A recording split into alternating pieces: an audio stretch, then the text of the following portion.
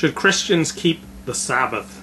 In the 1998 lecture on Exodus 30, Dennis Prager says that the Greeks thought the Jews were lazy because the Jews observed the Sabbath as a day of rest, while the Sabbath was the most appealing part of Judaism in the Roman Empire.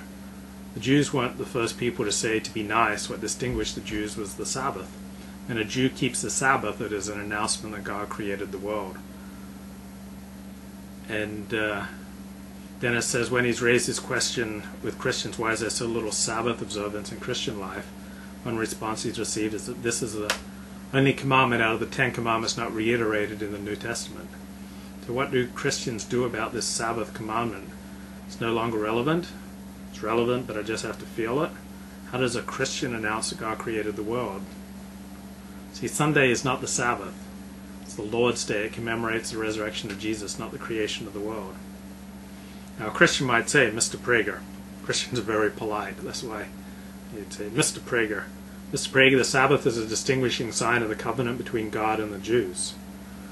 Dennis says, this is why when I'm interviewed, I periodically make it known that I don't broadcast on the Sabbath. The rest of my religious behavior is of no consequence to the general reader. The extent of my keeping kosher is no interest. It's the Sabbath that distinguishes me and distinguishes the Jew.